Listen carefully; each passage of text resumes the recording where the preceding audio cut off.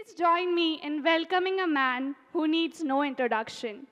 Rather than trying to introduce him, let us watch a video that perfectly describes this man. Mr. Jeva Savda will be delivering an interesting talk regarding the subject Sukh ane Sampatti no Sarjan ane Jatan. We are honored to have him today. Let us give a warm welcome to Mr. Jeva Savda. Thank you so much. તમારામાંથી ઘણા બધાની ભૂખ અને વિચાર એટલે brain અને stomach બેની વચ્ચે હું ઊભો છું. So it's a kind of obstacle as well અને it's a kind of appetiser as well. એક રીતે જુઓ તો એ ઓબ્સ્ટકલ વિઘ્ન છે કે હજી આ ભાઈ પૂરું કરશે ત્યાં લગી તો બેઠા રહેવું પડશે. ડોન્ટ વરી, મારે પણ ઉતાવળ છે. મારે તો ડીસા જવાનું છે. હેમંતભાઈ નોઝ લાંબી યાત્રા કરવાની છે. અમે મારા માટે જ એમણે આ તારીખ ચેન્જ કરી એસ્પેશિયલી. અધરવાઇઝ કોન્સેપ્ટનો એક પરંપરા રહી છે આ પ્રોગ્રામ કરવાની. એ એમણે સ્પેશિયલી આ વખતે just out of the love and gratitude કે ભાઈ તમે આવી શકો તો અમને બહુ ગમશે.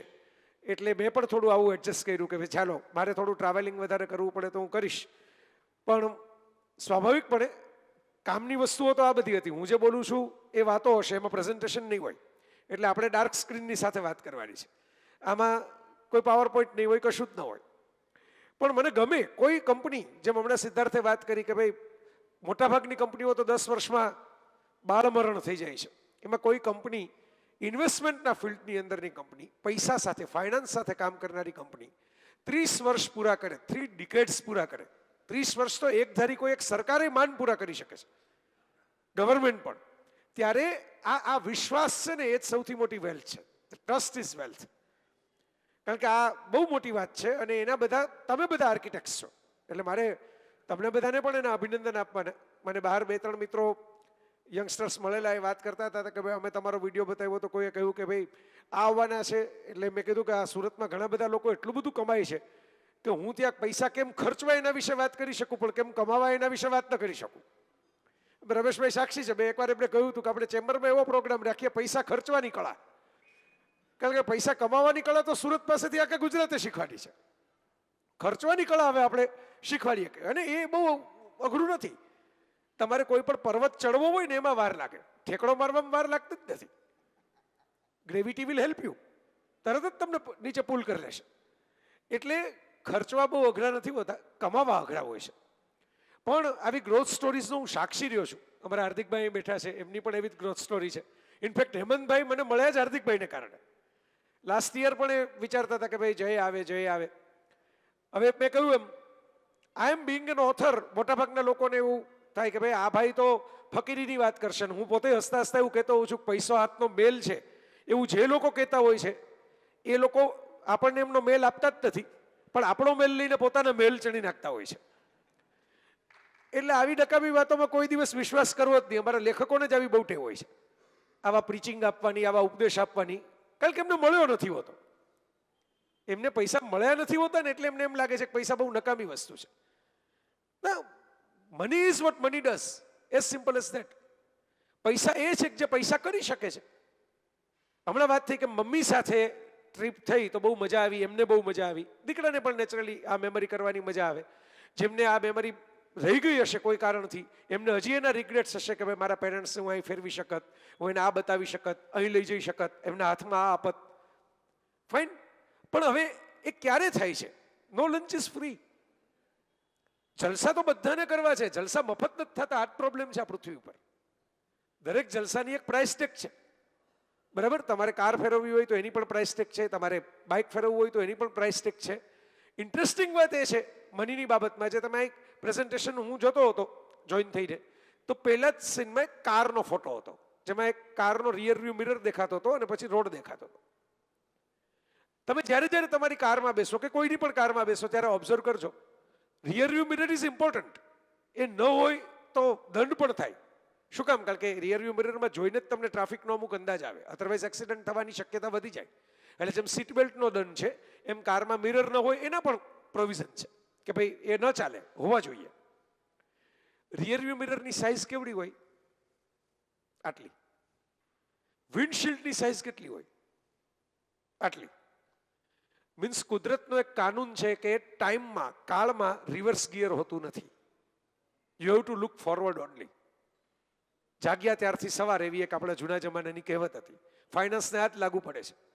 તમે રિયરવ્યુ મિરરમાં જોઈને પાછળ રહી ગયેલો ટ્રાફિક શું છે એનો અંદાજ લઈ શકો, પણ તમારે પાછળ જવાનું નથી, જવાનું આગળ છે, એના માટે પાછળ જોવાનું છે. હંમેશા આગળ જોવાનો કાચ મોટો હશે. આ ફાઇનાન્સનો હું સમજેલો ફર્સ્ટ રૂલ છે કે તમારે હંમેશા ફોરવર્ડ થિંકિંગ કરો તો જ તમે પૈસાદાર થઈ શકો. હવે તમે વિચાર કરો કે હમણાં કોવિડ વખતે તો ક્રિપ્ટોના કેવા ભાવ હતા અને આજે કેવા ભાવ છે, તો ત્યારે જો લઈ લીધા હોત તો ફિનિશ. આટલું તમે વિચારવામાં જે સમય બગાડ્યો ને એ પણ વેસ્ટેજ છે, એ વેસ્ટ ઓફ એનર્જી છે. કારણ કે એ વિચારવાથી કશો જ ફાયદો થવાનો નથી. એ વિચારવાથી ન તો એ ભાવ ઘટી જવાના છે, એ વિચારવાથી ન તો તમારી પાસે ભાવમાં પૈસા કે ક્રિપ્ટો કે વોટેવર આવી જવાનું છે, ગોલ્ડ, કોઈ પણ વસ્તુ તમે જુઓ. તમારે હવે એ જ વિચારવાનું છે કે નેક્સ્ટ હું શું કરી શકું, ફ્યુચરમાં હું શું કરી શકું. Money is a future thinking story. મેં એક આખો આર્ટિકલ લખેલો જેનું ટાઇટલ હતું money is a very funny story honey. આવું ટાઇટલ આપેલું. વાય? દુનિયામાં 3 એવા કોન્સેપ્ટ છે કે જે કોન્સેપ્ટ રિયલ નથી અને છતાં આખી દુનિયાને ડ્રાઈવ કરે છે. 3 સ્ટોરીઝ ઓફ ધ વર્લ્ડ, 3 વાર્તાઓ. કારણ કે મને ઘણા લોકો એમ કે તમે બીઈંગ એન ઓથર ઓર બીઈંગ એ સ્પીકર, તમે વેલ્થ ક્રિએશન ઉપર શું બોલો, તમે મની ક્રિએશન ઉપર શું બોલો. એટલું હસતા હસતા કહું કે આ સ્ટોરીની જ મામલો છે આખો. Money is a matter of story, nothing else. 3 કોન્સેપ્ટમાં આપણે બાકીના 2 કોન્સેપ્ટની ડિટેલમાં ચર્ચા નહીં કરીએ. પહેલો કોન્સેપ્ટ છે રિલિજન, ધર્મ, ઈશ્વર. આપણે ઘણી વખત લાઈફ ઓફ પાઈ પેલી ફિલ્મ આવેલી, એમાં પણ હતું કે ભાઈ બધા શું ઉપર એક પછી એક માળા બનાવીને રહેતા હશે, કારણ કે દરેક ધર્મોના પોતપોતાના ભગવાન છે. બધા એમ માને છે કે અમારા તો બેસ્ટ જ છે. તો એ લોકો અંદર અંદર ડાયલોગ કરતા હશે કે નહીં કરતા હોય, એ લોકો અંદર અંદર ઝઘડતા હશે પૃથ્વીવાસીઓની જેમ કે નહીં ઝઘડતા હોય, કે એમને ખબર પડે હશે કે પૃથ્વી ક્યાં આવી છે. કારણ કે બ્રહ્માંડો જે રચ્યા હોય જેમણે, એમને શું ખબર પડે ક્યાં પૃથ્વી છે, કઈ પૃથ્વીના કયા માણસ આપણી પ્રાર્થના કરે છે. So invention of religion is a story. એટલે દરેક ધર્મમાં વાર્તા છે. આ જેટલા યુદ્ધો તમે જોઈ રહ્યા છો અત્યારે, જેટલી મારામારી થાય છે, કાપાકાપી થાય છે, બરાબર, જે ધાર્મિક કારણોથી થાય છે, એ દરેકની પાછળ ભૂતકાળની કોઈને કોઈ સ્ટોરી છે. અમારા ભગવાને આમ કીધું હતું, અમારા પૈગંબરે આમ કીધું હતું, અમારા ઈસુએ આમ કીધું હતું, મોહમ્મદે આમ કીધું હતું, કૃષ્ણે આમ કીધું હતું, રામે આમ કહ્યું હતું. વોટ એવર, તમે જે નામ લ્યો is a story. First story of the world. Second story, the nation is a story. કારણ કે નેશનના નકશા કાયમ બદલાતા જ રહેશે દુનિયામાં. આજે તમે જેને રાષ્ટ્ર કહો એ પહેલા કંઈક જુદા નકશાવાળું હોય, પછી કંઈક જુદા નકશાવાળું હોય. ચીન આજે આખી દુનિયામાં દંડો પછાડીને એમ કહે છે કે ભાઈ અમારું સુપર પાવર ચીન. એ સુપર પાવર ચીન મોંગોલિયાના ચંગેઝ ખાન નામના એક ઇન્વેડરે ક્રિએટ કરેલો નકશો છે. ઓરિજિનલ ચીન જે છે એ બહુ નાનકડું છે. જે ઇમ્પિરિયલ ચાઇના, ગ્રેટ ચાઇના તમે જે જોવો છો ને ક્યારેક નકશામાં અને એરિયામાં, એ તો ચંગેઝ ખાનની છે. અને ચંગેઝ ખાન પાછળ લાગે છે, પણ એ ખાન એટલે કંઈ મુસ્લિમ નહોતા, એ મોંગોલિયન હતા. અને મોંગોલિયામાંથી એટલે બાજુમાં રહેલા દેશમાંથી આવીને એણે ચીનની આ સ્ટોરી ક્રિએટ કરી. Same goes with USSR. 1990 સુધી જે લોકો અહીં જૂની પેઢીના મિત્રો છે, એ બધા મેગેઝિન આવતા, સોવિયત લેન્ડ ને સોવિયત નારી ને એવા બધા અલગ અલગ એકદમ સરસ મજાના ગ્લોસી પેપર ઉપર હાઈ ક્લાસ પ્રિન્ટિંગ વાળા. તમને એ વાંચીને એમ જ થાય કે ઓહો, આખી દુનિયામાં રશિયા તો સ્વર્ગ છે, સારું છે, ભારતનું મિત્ર છે. પછી અચાનક ગોર્બોચોવ આવ્યાને ખબર પડી કે આ તો સ્વર્ગ એક વાર્તા હતી. It was a story. દુનિયા આખીમાં ટ્રમ્પ સાહેબ પોતાની સ્ટોરી ચલાવતા હતા, ઓબામા સાહેબ એમની સ્ટોરી ચલાવતા હતા. દરેક લીડર પણ પોતાની એક સ્ટોરી, એક વિઝન, જેને આપણે કહીએ છીએ ને વિઝન, એની સામે એક સ્ટોરી મૂકે છે. આ પણ એક સ્ટોરી છે. અને એ બધામાં સૌથી મજબૂત અને સૌથી ઇન્ટરેસ્ટિંગ સ્ટોરી છે મની, પૈસા. તમારે માની લેવાનું છે ને, હું એક કાગળ ઉપર ગાંધીજીને ચિતરીને આપું અને એમ કહું કે આના 500 રૂપિયા આપો, તો તમે નહીં આપો. એ જ કાગળ ઉપર હું ગાંધીજીને ચિતરીને આપું પણ નીચે સહી કરું, અને સહી કોઈ બહુ ફેમસ આર્ટિસ્ટની, હુસેન કેવી કોઈ હોય, તો તમે 500 થી વધારે આપી દેશો. પણ તમને એક કાગળ આપવામાં આવે છે અને એમ કહેવામાં આવે છે કે આ US ડોલર છે, આના ઉપર જ્યોર્જ વોશિંગ્ટન છે, અને આ જે છે એ ઓફિશિયલ કરન્સી છે, અને આ ઓફિશિયલ કરન્સીનો ભાવ અત્યારે આટલો છે, એટલે તમે તરત જ સ્વીકારી લ્યો છો કે આટલો જ છે. See the fun. આમાં એકચ્યુઅલ જે જૂના જમાનામાં આપણે રૂપિયા શબ્દ વાપરીએ છીએ, એમાં સામે રૂપું હતું, ચાંદીના રૂપિયા આવતા. એટલે રૂપિયાની વેલ્યુની સામે તમને એટલી ધાતુ મળતી તમારા ખિસ્સામાં. બરાબર, એ તો ક્યારનું નીકળી ગયું. રૂપિયા તો ડિજિટલ થઈ ગયા. આજે હું કોઈ મલ્ટીપ્લેક્સમાં જઈને એક પોપકોર્ન ખરીદું છું અને 400 રૂપિયા એના બિલના ત્યાં જીપેથી પે કરું છું, બરાબર, કે ફોન પેથી પે કરું છું. તમે જસ્ટ ઇમેજિન, મેં 400 આપ્યા, એને 400 મળ્યા, વી બોથ આર હેપી. બેંકે મારામાંથી 400 ઓછા કર્યા, એનામાં 400 પ્લસ કર્યા, એકચ્યુઅલ ટ્રાન્ઝેક્શન તો થયું જ નથી. તમે આ ખિસ્સામાંથી કાઢીને આ ખિસ્સામાં આપ્યા જ નથી. It's a story. તમે માની લીધું, કારણ કે તમને બેંકે કહી દીધું કે તમે માની લેજો, અમે તમારી બેંક છીએ અને વી આર ટેલિંગ યુ કે તમારા 400 આ 400માં આ ખાતામાં જતા રહ્યા છે. એટલે સ્વીકારનાર પણ હેપી છે, આપનાર પણ હેપી છે. દુનિયા આખીમાં 20મી સદી સુધી વ્યાખ્યાઓ એવી હતી કે આપનાર ગુમાવે અને મેળવનાર મેળવે એને ટ્રાન્ઝેક્શન કહેવાય. બરાબર, પછી ડિજિટલ દુનિયા આવી. મેં ઈમેલ કર્યો તો મેં કંઈ ગુમાવ્યું નથી, ઈમેલ મારા ફોલ્ડરમાં જ પડ્યો છે અને છતાંય તમને ઈમેલ મળ્યો. મેળવનાર કંઈ ગુમાવતો નથી, છતાંય આપનાર તો મેળવે છે. તમે વિચાર કરો, બંને પાસે ઈમેલની કોપી પડી છે ને. પત્રમાં તો તમારે ઝેરોક્સ કરીને સાચવવી પડે, કાર્બન કરીને સાચવવી પડે, ફોટો પાડીને સાચવવી પડે. આમાં તો ઓરિજિનલ કોપી જ તમારી પાસે પડી છે અને છતાંય મલ્ટીપ્લાય થઈ. It's a story. બિલીવ. સૌથી મહત્વની વાત આ જ છે કોઈ પણ સ્ટોરીમાં, હાઉ ટુ ક્રિએટ બિલીફ. દુનિયામાં જે કંપનીઓ ચાલી છે, દુનિયામાં જે માર્કેટની અંદર ચાલ્યું છે, દરેકે પોતાની એક બિલીફ ક્રિએટ કરી છે. Think about Steve jobs, one of the biggest brand of the world, Apple. એવું નથી કે માત્ર એણે જ કોમ્પ્યુટર બનાવેલું, એની પહેલા IBM બનાવેલું. એવું નથી કે એણે એકલાએ જ દુનિયાને લેપટોપ વાપરતી કરી છે, એની સાથે પણ બીજા 2 પાર્ટનર્સ હતા. પણ એણે જે એપલની થિંક ડિફરન્ટની જે સ્ટોરી ક્રિએટ કરી, એ સ્ટોરી એટલી બધી અપીલિંગ હતી, એની સાથે ડિઝાઇન ક્રિએટ કરી. એવું નથી કે સ્ટોરી એટલે માત્ર સ્ટોરી. સ્ટોરી સાથે તમારે પ્રોડક્ટ આપવી પડે, સ્ટોરી સાથે તમારે સોલ્યુશન આપવા પડે. What is product? હિડન પ્રોબ્લેમનું સોલ્યુશન કરે એનું નામ પ્રોડક્ટ. બટેટા મારે બાફવા છે પણ ઈંધણા વીણવા ગઈ હતી મોરી સૈયરના ગરબા ગાઈને ઈંધણા વીણવા નથી જવું, તો શું કરવું? ચૂલો તો હવે મારે ઈંધણા વીણવાના, ચૂલો પેટાવાનો, ચૂલો ફૂંકવાનો, આ બધું કામ નથી કરવું. મારી પાસે કુકિંગ રેન્જ છે, મારી પાસે માઇક્રોવેવ ઓવન છે, મારી પાસે પ્રેશર કુકર છે. મારા પ્રોબ્લેમનું સોલ્યુશન મારા દાદીમાં જતા, મારા દાદીમાના દાદીમાં જતા, મારા દાદીમાના દાદીમાના દાદીમાં જતા, એ ઈંધણા વીણવા માટે જતા. હવે ઈંધણા વીણવા કોઈ જવું નથી પડતું. બરાબર, એક કુકર ખરીદો છો, કુકિંગ રેન્જ ખરીદો છો, ગેસના પાઇપલાઇનનું કનેક્શન ખરીદો છો, માઇક્રોવેવ ઓવન ખરીદો છો, બધી પ્રોડક્ટ છે ને. Eventually it's a solution of one problem, કે ઈંધણા વીણવા જવું નથી. દુનિયાની જેટલી પ્રોડક્ટ હવે તમે જોશો, હમણાં એન હેથવે, આપણા વિકાસ ખન્નાના બંગલો નામનું જે સરસ મજાનું ન્યુયોર્કમાં રેસ્ટોરાં છે, જ્યાં 6 મહિના લગી એપોઇન્ટમેન્ટ લીધા પછી પણ ડિનર માટેનું ટેબલ નથી મળતું, એમાં એન હેથવે નામની હોલિવૂડ હિરોઈન ગઈ અને વિકાસ ખન્ના એને શું ગિફ્ટ આપી? Do you know? Mysore sandal soap. Video મૂક્યો છે પોતાના ઇન્સ્ટાગ્રામ ઉપર. મૈસૂર સેન્ડલ સોપ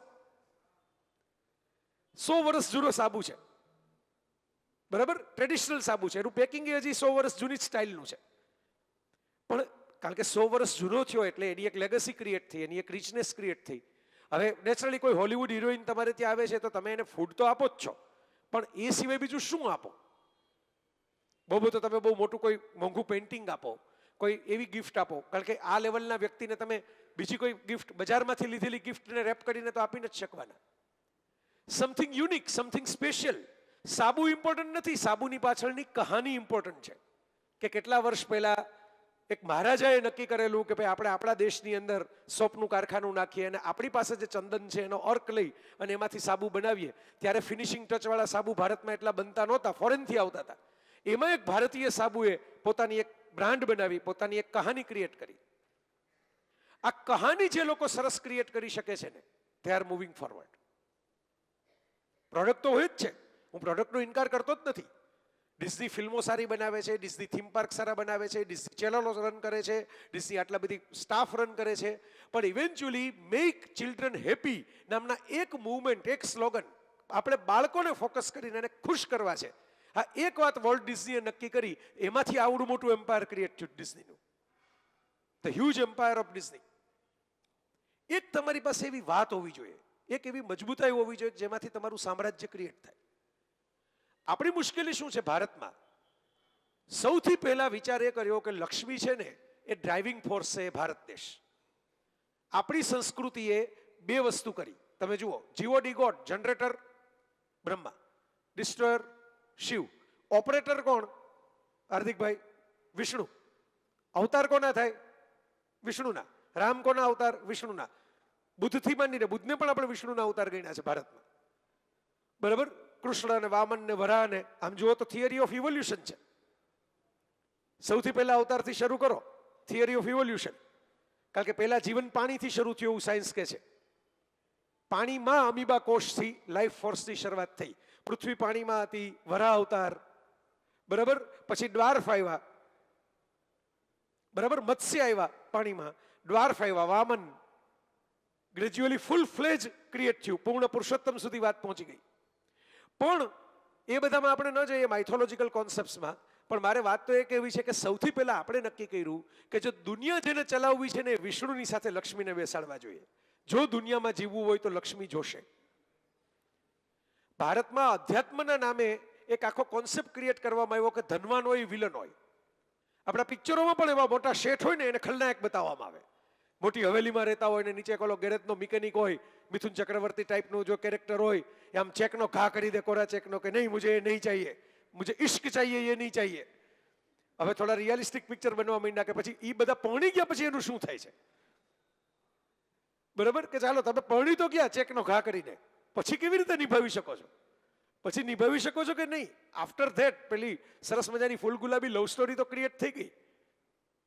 પણ પ્રેમ કરવા માટે તમારે જેમ આઈ લવ યુ બોલવું પડે ને એમ નિભાવવા માટે બીજું ઘણું બધું આપવું પડે તમારે. હું ખાલી ગિફ્ટ્સની વાત નથી કરતો. એક છત જોઈએ, એક છાપરું જોઈએ, એક સ્ટેબિલિટી જોઈએ, બાળકો મોટા કરવા માટેના પૈસા જોઈએ, એના માટેનું ફ્યુચર સિક્યોર કરવા માટેની વાત જોઈએ. માણસની સેફટી નીડ છે, માણસને સેફટી જોઈએ. આખી દુનિયામાં અરવિંદ વોલેસ નામના એક બહુ મોટા સાહિત્યકાર હતા, એને 3 જ લીટીની અંદર સમાવી દીધી છે કે આખી દુનિયામાં 3 જ બાબત માટે મનુષ્ય કામ કરે છે. એક, એને જે ગમે છે એ વ્યક્તિ કે એ બાબતનો પ્રેમ એને મળવો જોઈએ. મને કોઈ ગુરુ ગમતા હોય તો એ ગુરુ મારા ઉપર માથે હાથ મૂકી દે, મને એ જોઈએ છે. મને કોઈ સ્ત્રી ગમતી હોય તો એ મને ભેટી પડે, મને વાલ કરે, ચુંબન કરે, એ જોઈએ છે. ગમતી વ્યક્તિનો પ્રેમ મેળવવો ફર્સ્ટ ડ્રાઇવિંગ ફોર્સ.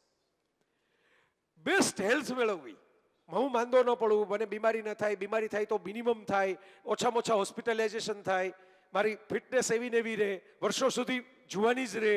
બાકીના બધાને ભલે હું સ્મશાને મૂકીને આવું પણ મારો કોઈ દી વારો આવે જ નહીં. બરાબર? આ સેકન્ડ ડ્રાઇવિંગ ફોર્સ છે હ્યુમન બિંગનો કે ભાઈ મને કંઈ ન થાય, મારી હેલ્થ બેસ્ટ રહે, મને પ્રેમ ગમતી વ્યક્તિ ન મળે. અને થર્ડ, મારે જે જોઈએ છે એ બધા સાધન સગવડ મારા માટે અવેલેબલ હોય. કાર જોઈએ તો કાર હોય, હેલિકોપ્ટર જોઈએ તો હેલિકોપ્ટર હોય, ફ્લાઇટ જોઈએ તો ફ્લાઇટ હોય, એસી હોલ જોઈએ તો એસી હોલ હોય. કમ્ફર્ટ્સ, સુવિધાઓ, સગવડો. 3 બાબતના ડ્રાઇવિંગ ફોર્સ કાઢી નાખો એટલે માનવજાતનું ઇતિ સિદ્ધમ થઈ જાય. 100 વર્ષ પણ પૂરી ટકે નહીં. આ સર્વાઈવલ ઓફ ધ ફિટેસ્ટ જે આપણે ટકાવ્યો છે ને, 2001 સ્પેસ ઓડિસી નામની આર્થર સી ક્લાર્કની નવલકથા ઉપરથી સ્ટેનલી કુબ્રિકે એક સરસ ફિલ્મ બનાવેલી. એમાં આદિમાનવ પોતાનું એક હાડકું મળે છે એને રમતા રમતા. કારણ કે આદિમાનવ છે, હજી જંગલી છે, હજી એને ખબર જ નથી કે દુનિયા ક્યાં છે. આમ હવામાં ઉછાળે છે અને નેક્સ્ટ સીનમાં આકાશમાં સેટેલાઇટ દેખાય છે. આપણે બધા જ અહીં અલગ અલગ વસ્ત્રો પહેરીને, અલગ અલગ રીતે વાહનોમાં આવીને સરસ રીતે એક એકદમ કોઝી એન્વાયરમેન્ટમાં બેઠા છીએ. એની પાછળ વિચાર કરો, ગુફાથી સેટેલાઇટ સુધીની યાત્રા છે આપણી બધાની. કારણ કે એક સિમ્પલ લોજિક છે આ દુનિયામાં વિકાસ નામના શબ્દનું, ડેવલપમેન્ટ નામના શબ્દનું. અને લોજિક શું છે? If you have to leave all your today same as yesterday, then there will be no tomorrow. તમે તમારા બધી જ આજને ગઈકાલની નકલ કરીને જીવવાનું શરૂ કરશો તો આવતીકાલ તમારા જીવનમાં ક્યારેય નહીં આવે. Create something new, do something new, something fresh. કશુંક હટકે કરો. એક લલિત મોદી નામના વ્યક્તિ છે, અત્યારે તો આમ જુઓ તો ભાગેડું છે, પણ એને એક વિચાર આપ્યો કે ક્રિકેટમાં તો આવી રીતે કામ થાય, આવી એ ગેમ રમાય, એમાં આવા એલિમેન્ટ કરાય. આજે એ ભલે ભાગેડું હોય પણ એને કારણે રિષભ પંત 27 કરોડ રૂપિયા એક વર્ષમાં કમાઈ લે છે. બરાબર? તમે કલ્પના કરો, એક આઈડિયામાંથી, એક વિચારમાંથી એક નવું જ સર્જન થઈ ગયું. પૈસા છે ને એ ક્રિએટ કરવા પડે છે, પૈસા હોતા નથી. જેમ ગોલ્ડ છે એનો જથ્થો તો ફિનાઇટ છે ને, ચોક્કસ જથ્થો છે આખી દુનિયામાં ગોલ્ડનો.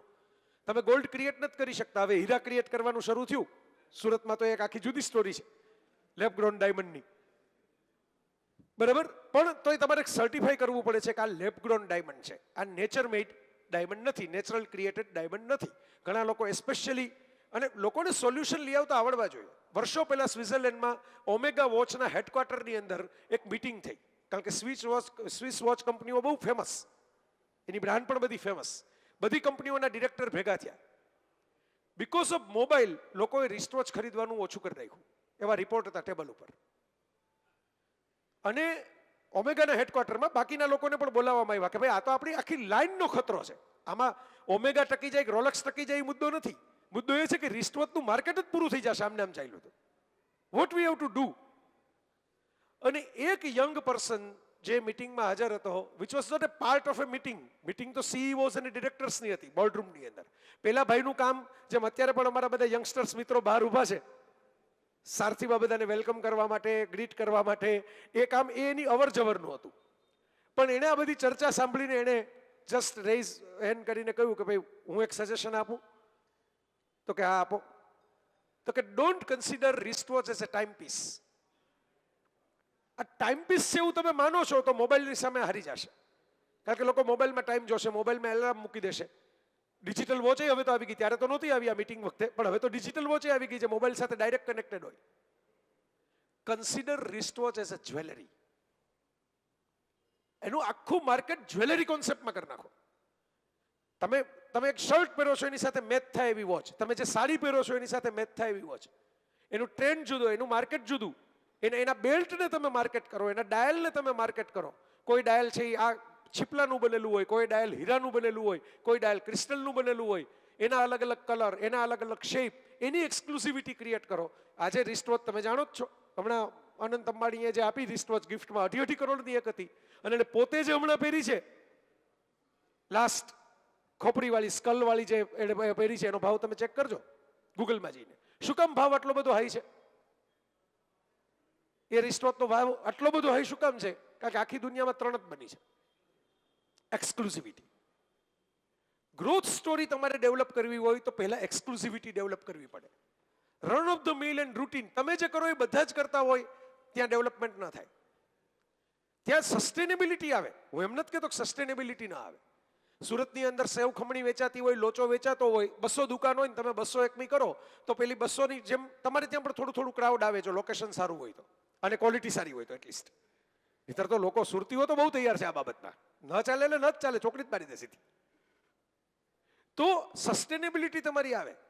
પણ સ્પેશિયાલિટી ત્યારે તમારી આવે કે જ્યારે તમે કશુંક ડિફરન્ટ કરો છો, તમે કશુંક નવું કરો છો. આ ડાયમંડ સિટી છે. એક બનેલો કિસ્સો તમને કહું ડાયમંડની દુનિયામાં. એક હીરો, ખાણમાંથી હીરા મળે ને એ અલગ અલગ આકારમાં મળે. એમાં ઘણીવાર કસર રહી ગઈ હોય, આપણે ગુજરાતીમાં જેને કસર કહીએ, થોડી અંદર બધી ત્રુટીઓ હોય, થોડી મુશ્કેલીઓ હોય, એને તમારે કટ કરીને પોલિશ કરવી પડે, ત્યારે એનો શેપ આવે, ત્યારે એની વેલ્યુ થાય. બહુ જ કિંમતી હીરો એક ઝવેરી પાસે આવ્યો. પ્રોબ્લેમ એ હતો કે વચ્ચે જ થોડી કસર હતી. હવે તમારે એને બ્રેક કરવો પડે. તમારે બ્રેક કર્યા વગર તો એનો શેપ આવે નહીં. અને એટલો બધો કિંમતી હીરો કે ભાઈ 2-3 બહુ જ જૂના અનુભવી, એક્સપિરિયન્સ્ડ, એકદમ સિઝન્ડ, વિઝનરી એવા કારીગરને આપવામાં આવ્યો કે ભાઈ આ આવી રીતે બ્રેક કરવાનો છે કે આ નીકળી જાય ભાગ, અને બાકીનો શેપ છે એ ઘડાઈ જાય. એટલે બધા એમ કીધું કે ઓહ ઇટ્સ ટુ ટફ ને ટુ ડિફિકલ્ટ ને સ્ટ્રેસફુલ કામ છે, ને જરા કામ તેમ લેસર ગયું તો આખો હીરો પતી જાય. અને કયો માણસ એવું રિસ્ક લે જે કરોડો રૂપિયાનો હીરો છે એ પોતાના હાથે ખરાબ થાય? કારણ કે પોતાની માલિકીનો તો છે નહીં. માલિકીનો હોય એ પણ રિસ્ક ના લે કે મારી માલિકીની વસ્તુને હું કચરો કરી નાખું રાતોરાત. બાળકને આપણે રમવા માટે રફનોટ ના આપીએ, છાપું આપીએ, મેગેઝિન આપીએ, પોલેટ ના આપીએ કે બેટા તું તારે રમ 500 નોટમાંથી ફાડી ફાડીને આનંદ કર. તો અલગ અલગ જગ્યાએ કહેવામાં આવ્યું, ને પછી એક અનુભવી ઝવેરી પાસે વાત પહોંચી. એને એમ કીધું કે હા આપણે આ કામ હાથમાં લઈએ. એમણે હાથમાં લીધું. જેમનો હીરો હતો એમની પાસે ગયા. ત્યાં એમની ચેમ્બરમાં બેઠા. એમણે એક યંગ મેનને બોલાવ્યા. એક જુવાન માણસ આવ્યો. જુવાન માણસને હીરો આપ્યો. હીરો આપીને એમ કીધું કે ભાઈ જસ્ટ આ રીતે કટ કરવાનો છે. પેલા કીધું ઓકે. અને 5 મિનિટમાં, કારણ કે લેસર મશીન હતા, એને કટ કરી અને બતાવ્યો કે બરાબર તો બાકીનું ફિનિશિંગ કરી નાખો. પેલા હીરો જેમની પાસે તો ભાઈ તો આમ અડધા ઊભા થઈ ગયા પોતાની ચેરમાંથી. અને કે કેટલા મોટા મોટા અને અનુભવી માણસોને મેં સંપર્ક કર્યો છે, તમે આ માણસ પાસે કામ કરાવ્યું, આ કોણ છે જીનિયસ? એ કે જીનિયસ નથી, ટ્રેની છે, ઇઝ અ ફ્રેશર. કામ સરસ કરે છે, મેં જેને ટ્રેન કર્યો છે, મારા હાથ નીચે જ ટ્રેન થયો છે, એટલે એની ક્વોલિટીમાં કોઈ પ્રોબ્લેમ નથી, પણ એ ફ્રેશર છે ને એટલે એના હીરાની વેલ્યુ ખબર જ નથી. ઇટ ડઝન્ટ નો કે કેટલો પ્રેશિયસ છે, અને પ્રેશિયસ છે એ ખબર નથી એટલે એના ઉપર પ્રેશર જ નથી. પ્રેશર નથી એટલે એને કીધું કે આ કરવાનું છે, એને કરી નાખ્યું. એને એમ છે કે રૂટીન જે આપણે રોજ કામ કરીએ છીએ એવું આ કામ છે, આ બહુ સ્પેશિયલ કામ છે એવું કહેવામાં નથી આવતું. ઇન્ડિયન ક્રિકેટ ટીમ અને બિગ ટુર્નામેન્ટ, બિગ ફાઇનલ, હવે ચેક કરી લ્યો આખી વાત. આપણી ટીમ નબળી હોતી જ નથી, આપણા પ્રેશરમાં આપણે ટકી નથી શકતા. પ્રેશર આવે એટલે આપણે ફસકી પડીએ છીએ. તો મની સાથે, ફાઇનાન્સ સાથે જોડાયેલી વાત છે ને એ જરા જુદી છે, કે રિસ્ક તો લેવાનું છે પણ પ્રેશર પણ હેન્ડલ કરવાનું છે. આ બોક્સિંગ ગેમ જેવું છે. હું કોઈ પણ પૂછું બોક્સિંગમાં કોણ ચેમ્પિયન થાય, એટલે બધા એમ જ કહે કે જે નોકઆઉટ પંચ મારે, રેફરી આવીને 10, 9, 8 એમ ઊંધી ગણતરી કરે ને કાઉન્ટડાઉન પૂરું થાય અને 10 સુધીમાં જે ઊભો ન થઈ શકે એ હારી જાય, અને જે આ બેઠો હોય એનો હાથ આમ ઊંચો થાય, આ બોક્સિંગનો વિનર. પણ તમે બેસિકલી, તમે ભલે બોક્સિંગમાં ખબર ન પડે, પિક્ચરમાં બોક્સિંગ જોતા હો, બેસિકલી તમે બોક્સિંગની ગેમ જોતા હો તો તમને ખ્યાલ આવે કે એ નથી જીતતો કે જે ફાઇનલ નોકઆઉટ પંચ મારીને સામા માણસને પાડી દે છે, આપણી ગુજરાતીમાં કહું તો. જીતે છે એ કે જે સામા વ્યક્તિના સૌથી વધારે મુક્કા સહન કરી શકે છે. કારણ કે તમને નોકઆઉટ પંચનો મોકો કઈ પહેલા જ રાઉન્ડમાં પહેલી જ મિનિટે નથી મળતો. તમે જો ઉપલા લેવલની ગેમ રમતા હો તો, નીચલા લેવલની રમતા હો અલગ વાત છે. આપણે જ્યોતિન્દ્ર દવે એક હાસ્યલેખ લખેલો, હું ચિત્ત થઈ ગયો. અખાડામાં ગયા ને પહેલવાને કીધું કે તમારે મારી યારે કુસ્તી લડવાની છે. પહેલવાનને જોઈને જ્યોતિન્દ્રભાઈ તો પેન્સિલ જેવું શરીર હતું, એટલે જ્યોતિન્દ્રભાઈ બિચારે 2 મિનિટ એની સામે જોયું કે આમાં શું થાય છેલ્લે, તો કે છેલ્લે હું તમને ધોબી પછાડ આપું પછી તમે હારી જાઓ. એટલે જ્યોતિન્દ્રભાઈ લાંબા થઈને સુઈ ગયા કે માર ખાઈને મારે છેલ્લે હારી જ જવાનું છે, હું કઈ તમારી સામે ટકી શકવાનું નથી, કોણ માર ખાય, હું હારી ગયો. એટલે પહેલવાનને મજા ન આવી કે એમ થોડી મજા આવે, એમ પહેલા આપણે રમવું પડે, તમારે મુક્કા ખાવા પડે પછી તમે હરાવો. આ ઝઘડા જેવું છે, ઝઘડવામાં સામે વ્યક્તિ ઝઘડે ને તો જ મજા આવે ઝઘડવાની. આપણે એકલા જ બૂમાબૂમ કરીએ ને કોઈ ઝઘડે બહુ મજા ન આવે. મારા પપ્પાનો એક રૂલ હતો, આ તો દાંપત્ય જીવનનો રૂલ હતો, કે લગ્ન જીવન સુખી રાખવું હોય તો એક વ્યક્તિ બોલે ત્યારે બીજાએ ચૂપ રહેવું. એટલે છેલ્લે બધું જ બોલી લીધા પછી એ છેલ્લે તો એમ જ કહેશે, અમે નજરે જોયું છે કે હવે તમે તો કંઈક બોલો, પણ મેં તો હું જ બોલ કરું છું ક્યારે. એટલે તમને બોલવાનું કહેવામાં આવે તો જ બોલવું, નહીં તો બોલવું નહીં. એટલે ઓટોમેટિકલી એને વહી જવા દેવો. દરેક લડાઈ લડવા માટે નથી હોતી. દરેક બોલને રમવા જાવ તો વિરાટ કોહલી ને રોહિત શર્મા જેવી હાલત થાય, આઉટસાઇડ ધ ઓફ સ્ટમ્પમાં કેદ થઈ જાવ. સારી રીતે ક્રિકેટ રમવા માટે એ ખબર હોવી જોઈએ કે કયા દડા છોડવાના છે. આ સંપત્તિના સર્જન માટે બહુ અગત્યની વાત છે, વેલ્થ ક્રિએશન માટે. તમને વેલ્થ ક્રિએશન માટે રિસ્ક લેતા જેટલું આવડે એ જરૂરી છે ને, એટલું જ જરૂરી છે પ્રેશર હેન્ડલ કરતા આવડે. રિસ્ક તો બધા લઈ લે છે, પછી રિસ્ક પાછળનું જે પ્રેશર આવે છે ને હેન્ડલ નથી થતું. એમાં પોઝિશન ટાઈટ થઈ ગઈ, એવો એક આપણો ગુજરાતી શબ્દ છે એ બધા અંગ્રેજી શબ્દો, પોઝિશન ને ટાઈટ. પણ અંગ્રેજોને કેટલો ખબર પડે કે શું વાત કરે છે. ગુજરાત આખાને ખબર પડે કે મારી પોઝિશન ટાઈટ છે તો શું સમજવાનું છે તમારે. બરાબર. પોઝિશન ટાઈટ એટલે થાય છે કે આપણે પ્રેશરમાં આ ગેમ નથી સમજતા કે મારો મુક્કો મારવાનો વારો આવે ને એ પહેલા મારે ઘણા મુક્કા ખાઈ લેવા પડશે, અને જે ખાઈ શકે છે મુક્કા છતાંય પડી નથી જતા, છતાંય ઉભા રહે છે, છતાંય મોકાનો રાહ જોવે છે, અને મોકો મળે ત્યારે મુક્કો મારે છે, એ ચેમ્પિયન થાય છે. આ છે wealth creation. This is what wealth creation is all about. કારણ કે આપણને અમારે જેવા એમાં અમારો બધાનો વાંક છે. મોટિવેટર્સ જે બધા હોય છે ને એ તો સપનાના સોદાગરો હોય છે. એટલે એ શરૂઆતથી એમ જ શરૂ કરે કે ભાઈ તમે મહાન થવા સર્જાયેલા છો, તમે જીતવા જ સર્જાયેલા છો. આ શેર બજાર જેવું છે. જે વેચે છે ને એ એમ જ માને છે કે મારું બેસ્ટ ડિસિઝન છે, જે ખરીદે છે એ એમ જ માને છે કે મારું બેસ્ટ ડિસિઝન છે. તો કોનું બેસ્ટ ડિસિઝન હતું? બહુ ઇન્ટરેસ્ટિંગ છે આ વાત. જે વેચે છે એ એમ જ માને છે કે અમારું બેસ્ટ ડિસિઝન હતું, ખરીદે છે એ એમ જ માને છે કે અમારું બેસ્ટ ડિસિઝન હતું. એટલે વેલ્થ ક્રિએશન માટે સૌથી અગત્યની, જો વેલ્થી જે વસ્તુ કહીએ ને એ બધી પ્રેશર વગર ક્રિએટ જ નથી થતી. સોનું, પ્લેટિનમ, હીરા, મોતી, બરાબર, ચાંદી, એક પણ વસ્તુ કુદરતે એવી નથી બનાવી કે જે વિધાઉટ પ્રેશર તમારી સામે આવે. ઇવન એક ઝાડમાંથી સરસ મજાનું સફરજન ઉગાડીને તમારે વેચવું હોય ને તો એના માટે બિયા ઉપર પહેલા ધરતીનું પ્રેશર જોઈએ. સોનાની થાળીમાં બીજ નાખવાથી સફરજનના ઝાડ નથી ઉગતા, કે કેરીના આંબા નથી ઉગતા. માટીની અંદર નાખવાનું બીયું તૂટે પછી ઉગે છે. This is a important thing. Wealth ક્રિએશનની બીજી જે વાત છે એ છે કે પ્રેક્ટિસમાંથી કોન્ફિડન્સ આવે, કોન્ફિડન્સમાંથી તમને ચાન્સ મળે, ચાન્સ મળે ત્યારે તમને તમારી આવડત ઉપર ભરોસો હોવો જોઈએ, અને ભરોસો ત્યારે જ ક્રિએટ થાય જો તમારી પાસે કશુંક એવું હોય જેનું રિપ્લેસમેન્ટ શક્ય ન હોય. અમેરિકાના લોસ એન્જલસ શહેરની અંદર એક હટ્ટોકટ્ટો જુવાનિયો ફિલ્મોમાં કામ કરવા માટે કોશિશ કરતો હતો. એના માટે સી ગ્રેડની શું ઝેડ ગ્રેડની ગણે એવી 4-5 ફિલ્મો કરી નાખી હતી. શરીર સારું હતું એટલે લોકો રોલ આપે, પણ એ આવા હેમંત બિરજે ટાર્ઝન કરતો હતો એવા, એમાંથી અમિતાભ બચ્ચન થવાય નહીં, એમાંથી દુનિયા ઓળખે નહીં. તો એ સાવ નવરો હતો, બેકાર હતો, કંઈ કામ કરવાનું નહોતું. એટલે મોહમ્મદ અલી જેવો ચેમ્પિયન બોક્સર ત્યારે એ જમાનામાં હતો, એનો મેચ જોવા માટે ગયો. મેચમાં તો મોહમ્મદ અલી જ જીતી ગયો, કારણ કે મોહમ્મદ અલી જ ફેવરિટ હતો. પણ એની સામે જે ચેપમેન નામનો બોક્સર હતો ને, 10 રાઉન્ડ લગી મુકાબલો કર્યો. અને પેલા ભાઈને જોતી વખતે એમ લાગ્યું કે આમાં એક સ્ટોરી છુપાયેલી છે. There is a story behind it.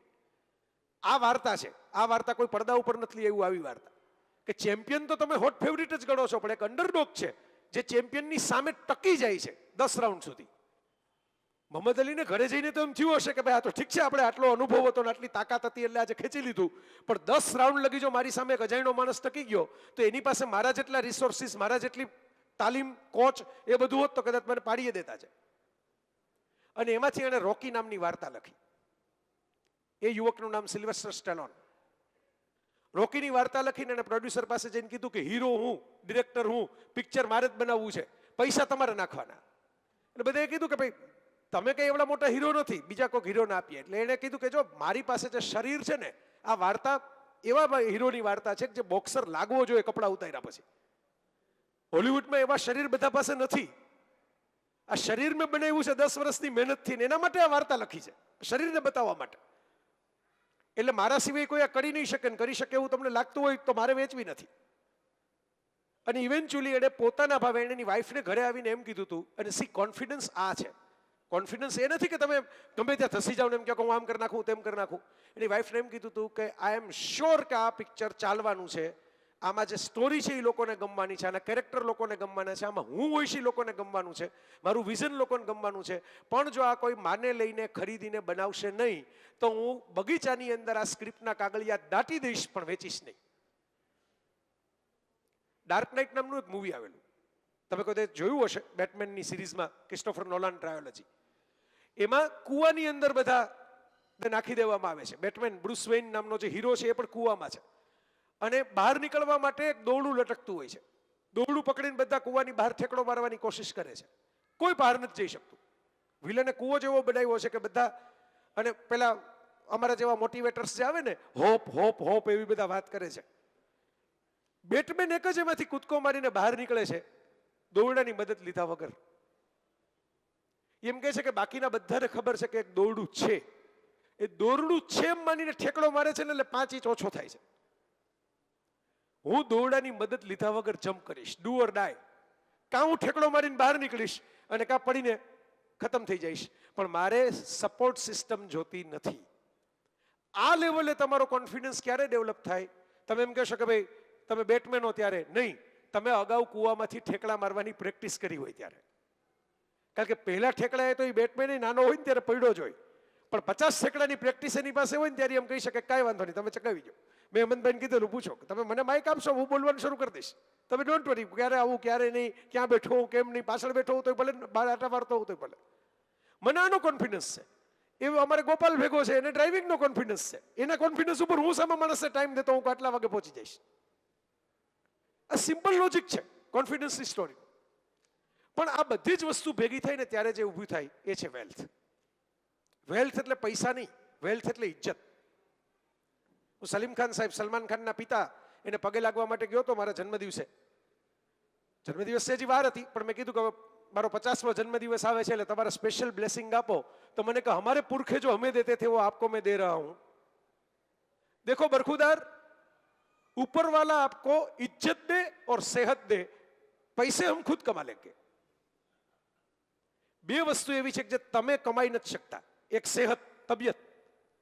ગમે તેટલા પૈસા હોય પણ માણસ પડી જાય, રતન તાતા બીમાર પડે, ધીરુભાઈ અંબાણી બીમાર પડે, પોતાની હોસ્પિટલ હોય તો એમાં કંઈ એ અમરત્વ પ્રાપ્ત કરી રાખે એવું બનતું નથી. એટલે એક છે સેહત અને બીજું ઇજ્જત. ઇજ્જત, રિસ્પેક્ટ છે ને બીજા તમને આપે છે. વિચાર કરજો, પૈસા તમે કમાઈ શકો, શોહરત પૈસા તમે ફોટા પૈસા ખર્ચીને છાપામાં ફોટા છપાવી શકો, પણ એને કારણે રિસ્પેક્ટ ન મળે. રિસ્પેક્ટ તમને બીજા આપે. રતન તાતા ગુજરી જાય ત્યારે, ઝાકિર હુસેન ગુજરી જાય ત્યારે, મનમોહનસિંહ ગુજરી જાય ત્યારે, અબ્દુલ કલામ ગુજરી જાય ત્યારે જે આખા દેશમાં એક લહેર ફરે છે ને, કોઈ એને ઓળખતા નથી હોતા, કોઈ એના કઈ શોક સભામાં જવાના નથી હોતા, કોઈને એના ફેમિલી મેમ્બર ફોન કરવાના નથી હોતા, છતાં અરે આ જતા રહ્યા. એ છે ઇજ્જત, એ છે રિસ્પેક્ટ, અને એ છે રિયલ વેલ્થ. આ છે વેલ્થ ક્રિએશન. આના જોરે તમે કમાઈ શકો, આના જોરે તમે પૈસા મેળવી શકો, આને આગળ મૂકીને, આ બ્રાન્ડ ઇમેજને આગળ રાખીને. આપણી કમનસીબી એ છે ભારતમાં કે ભારત પાસે બ્રેઇનની કમી નથી, ભારત પાસે પ્રોડક્ટની કમી નથી, ભારત પાસે બિઝનેસની કમી નથી, ભારત પાસે નિગોશિએશન ટેકનિકની કમી નથી. આપણી પાસે એક મોટામાં મોટી કમી હોય તો એ કમી છે, આપણી પોતાની એક ખામી છે, એ છે we are not good at creating brands. એટલે આપણી વેલ્થ ક્રિએશન ઓછી થાય છે. પૈસા વધારે હોય છે, ટ્રેડિંગમાંથી પૈસા આવી જાય છે આપણી પાસે, પણ બ્રાન્ડ બિલ્ડિંગ નથી થતું. બ્રાન્ડ્સ બનાવવાનું આપણને સૂચતું નથી, ઉલટાનું બને એને આપણે લેગ પુલિંગ કરીએ છીએ. આ મુશ્કેલી છે આપણે. હું ઘણી વાર કહેતો કે આપણે બધા ભણવામાં ભણી ગયા કે ભાઈ 5 શિલિંગનો વધારો થયો મરીમાં, અને એટલે વાસ્કો ડી ગામા નીકળી પડ્યા, અને ઈસ્ટ ઇન્ડિયા કંપની સ્થાપના થઈને કોલંબસ સ્પેનથી નીકળો, ને આ બાજુ બ્રિટનમાંથી, આ બાજુ હોલેન્ડમાંથી, આ બાજુ ફ્રાન્સમાંથી, આ બાજુ પોર્ટુગલમાંથી, આટલા બધા દેશો, યુરોપના 6 દેશોમાંથી ભારત ગોતવાનો નકશા વગર માણસો નીકળી પડ્યા. તો આપણા વેપારીઓ વર્ષોથી માલ વેચતા હતા ઇસ્તંબુલમાં, કેમ અહીંથી કોઈ નીકળ્યા નહીં, કે કોણ ખરીદે છે, હાલો ત્યાં જઈને સર કરી આવીએ. આ સુરતમાં સૌથી પહેલા અમારા મિત્ર સૌજીભાઈ વેકરિયાએ મને ફ્રેન્કી ખવડાવી હતી. એને ખાવા પીવાનો શોખ, એટલે નવું નવું ગોતી આવે. મને કે ફ્રેન્કી ખાધી છે, મને તો ખબર જ નથી ફ્રેન્કી શું હોય. એટલે આપણે તો હોશે હોશે જઈને ઉભા રહી ગયા ફ્રેન્કી ખાવા માટે. ફ્રેન્કી હાથમાં આવી એટલે મેં કીધું આ તો પપુડું છે. કારણ કે આપણે નાના હતા તો આપણા મમ્મી આવા પપુડા વાળી જ દેતા, ખાંડના, ગોળના, અથાણાના, મધના, જેવું જેનું ઘર ને જેવી જેની સ્ટાઇલ, થેપલાના, રોટલીના. પણ આપણે ધ પપુડાસ કરીને મેનહટનની અંદર 5 સ્ટાર રેસ્ટોરન્ટ જ ખોલી. આટલી જ ભૂલ છે. ઇડલી ને ઢોકળા હેલ્ધી બ્રેકફાસ્ટ જ છે, પણ આપણે પ્રમોટ કરવા નથી ગયા આખી દુનિયા સામે. એટલે આપણી વેલ્થ ક્રિએશન માટે હજી અપરંપાર જગ્યા છે. હું તો એમ કહું છું, ભારત પાસે ખાલી, ગુજરાત પાસે જેટલી શાકાહારી વાનગી બની છે ને, એ જ ખાલી દુનિયાને દેખાડું તો વેલ્થ ક્રિએશન થઈ જાય એમ છે. બીજી બધી તો આપણી પાસે ટેક્સટાઇલના એટલા. તમે એક સાદો મુદ્દો આપો ને પછી આપણે સબ્જેક્ટના બીજા પાર્ટ ઉપર ક્વિકલી મૂવ થઈ જઈએ. સુખનું સર્જન, આપણે સંપત્તિના સર્જન ઉપર અત્યારે છીએ. તમે ખાલી એક સાદો મુદ્દો આપો. લોકડાઉન જ્યારે હતું ત્યારે સરહદો સીલ હતી, બહારથી વિમાનો ઉડવાની મનાઈ હતી, આપણે બહાર જવાની મનાઈ હતી, ઇમ્પોર્ટ એક્સપોર્ટ બંધ હતા, બરાબર. એકદમ એસેન્શિયલ વસ્તુ સિવાય ટ્રાન્સપોર્ટેશન બંધ હતું. ભારત દેશ એટલા માટે સુખી થયો, ભારત દેશ એટલા માટે સોને કી ચીડિયા થયો, અને એટલા માટે જ ગુલામ થયો. બંને એકબીજા સાથે જોડાયેલી વસ્તુ છે. કારણ કે આ દેશમાં એક તમામ રિસોર્સિસ અવેલેબલ છે.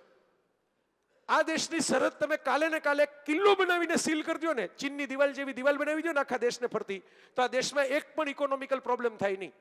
કારણ કે આ સ્ટ્રોબેરી એ ઉગે છે, આ ઘઉં એ ઉગે છે, આ ચોખા ઉગે છે, આ નેચરલ ઓઇલ છે, નેચરલ ગેસ છે, બરાબર, કોલસાઈ છે, રણી છે, બરફવાળો હિમાલય છે. પિક્ચર પોતાના બનાવી શકે છે, રાજ્ય પોતાની ફિલ્મ ઇન્ડસ્ટ્રી છે.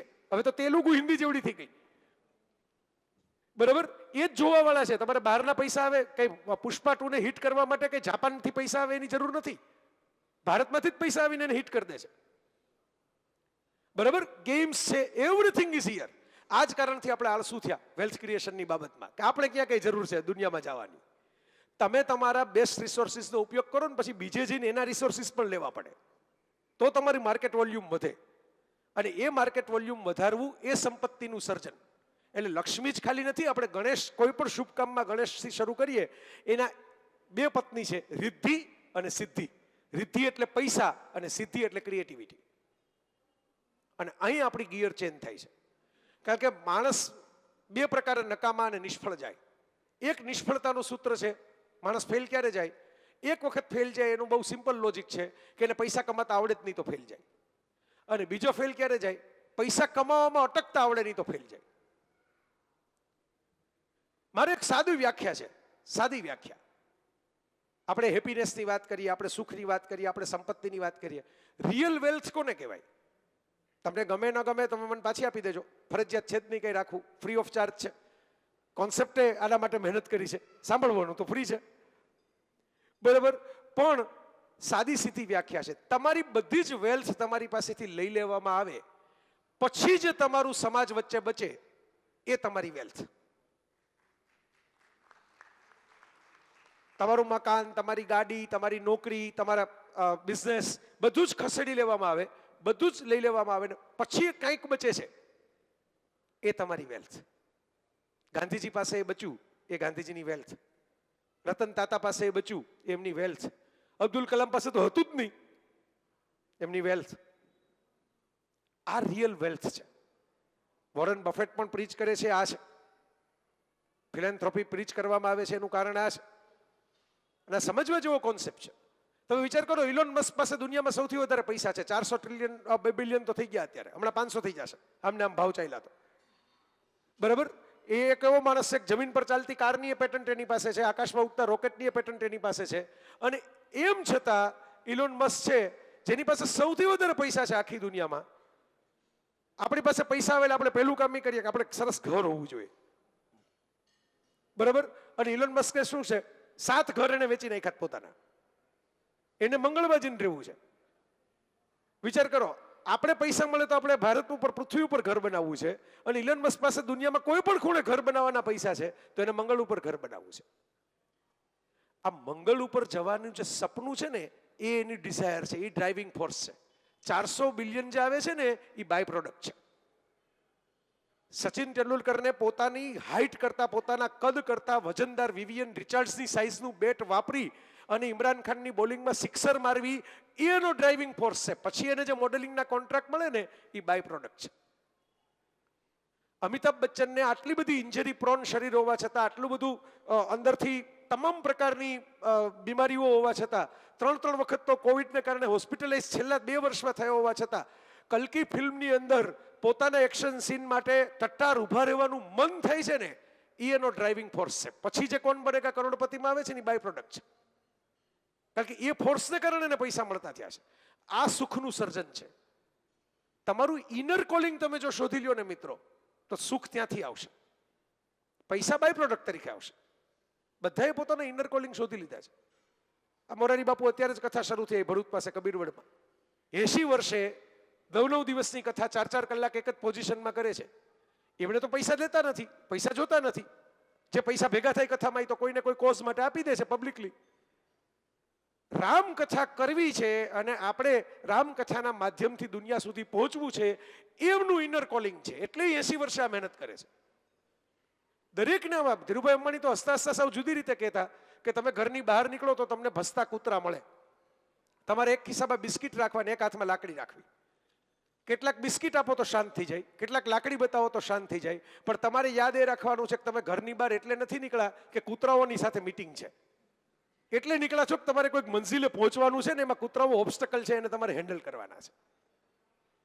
You have to handle the obstacle. એ તમારા ઇનર કોલિંગથી આવે. એટલે ધીરુભાઈનું ઇન્ટરવ્યુ વાંચીને ધીરુભાઈ ન થઈ શકાય. કારણ કે હેન્ડલિંગની આવડત એમણે જ, એ જજમેન્ટ એમણે લીધું હોય કે આ લાકડી બતાવવાની છે, આ બિસ્કિટ આપવાનું છે. એ જજમેન્ટ એમનું છે ને એ એક્સક્લુઝિવ છે. અને ત્યાંથી સુખનું સર્જન થાય છે. કારણ કે એ બધું જ મળ્યા પછી ઇવેન્ચ્યુઅલી તમારે મેરેજ કરવા હોય ફેમિલીમાં તો કલાકારોને બોલાવવા પડે છે. તમારે શાહરૂખ ખાનથી માંડી અને રિહાના સુધીના ડાન્સ રાખવા પડે છે. શું કામ? કારણ કે તમને એમ લાગે છે કે આમાં મજા આવે છે. આ મજા આવે છે ને એ તમે ગોતી લ્યો ને કે મને મજા કેમાં આવે છે, એ તમારા સુખનું સર્જન છે. મારી છેલ્લી 10 મિનિટની વાત છે. કારણ કે સમય મેં ન કીધું મારે નીકળવાના સમયે મારે બોલવાનું શરૂ થયું. ઓકે, ઓરિજિનલી 8 to 9 નો ટાઈમ હતો, તમે ઘડિયાળ જોઈ લો 9 વાગે તો મારે શરૂ કરવાનું આવ્યું. પણ મારે કહેવું છે એટલા માટે કે ઘણા બધા લોકો જમતા જમતા પણ સાંભળી શકે અને બાકીના લોકો તો બહુ રસથી સાંભળે જ છે. એટલે આ ઓડિયન્સ છે ને એનો હવે ખરેખર દહીંમાંથી મઠ્ઠો થઈ ગયો છે. પાણી નીતરી ગયું છે ને મલાઈ રહી ગઈ છે. તો મલાઈમાં જ હંમેશા ખાંડ નાખવાની હોય, એમાં જ બદામ નાખવાની હોય, એમાં જ કેસર નાખવાનું હોય. પાણી જે નીતરી ગયું હોય એને તો જવા દેવાનું હોય. તો કારણ કે સિમ્પલ લોજિક છે ને, આપણે સુખ જોઈએ છે પણ સુખ માટે કલાક બેસવાની તૈયારી નથી. આપણે સંપત્તિ જોઈએ છે, સંપત્તિ માટે કલાક વધારે બેસવાની તૈયારી નથી. સુખ અને સંપત્તિ બે એવા જ લોકોના હાથમાં આવે છે કે જે ઘડિયાળના કાંટા જોવાનું ભૂલી જાય છે. આ મારો જાત અનુભવ છે, મારો પોતાનો જાત અનુભવ છે. મારી યાત્રા તમે જો ફ્રેમમાં રહીને કામ કરો તો ફ્રેમમાં જ તમને રિવોર્ડ મળે. ફ્રેમની બહાર જઈને કામ કરો તો રિવોર્ડ ફ્રેમની બહાર જઈને મળે. તો મારું કમિટમેન્ટ હેમંતભાઈ માટે છે, એટલે હું જે 10 મિનિટની વાત છે એ પૂરી કરીને જઈશ તમારા વચ્ચેથી. ભલે મારે મોડું થાય પણ હું પૂરી કરીને એટલા માટે જઈશ કે મને ખબર છે કે આમાંથી એકને એ સ્ટ્રાઇક થઈ ગયું. કારણ કે એક તબક્કે હું પણ અહીં બેઠો હતો ને આવી વાતો સાંભળતા સાંભળતા મને જે સ્ટ્રાઇક થતું હતું એમાંથી હું 5 પગથિયા ચડી જતો હતો. તો આ ઇમ્પોર્ટન્ટ છે સુખ, હેપીનેસ. હવે દરેકના મેં કીધું એમ હેપીનેસના ઇનર કોલિંગ અલગ અલગ છે, પણ બધાનું એક વસ્તુ કોમન છે. હેપીનેસ ત્યારે જ માણસ પાસે આવે છે, સુખનું સર્જન ત્યારે જ માણસ કરી શકે છે જ્યારે માણસ અંદરથી તૃપ્ત થાય, ધરાઈ જાય. જમતી વખતે આપણે ઓડકાર આવે ને એટલે આપણું શરીર આપણને મેસેજ આપે કે બસ અંદર જે જગ્યા હતી પૂરાઈ ગઈ.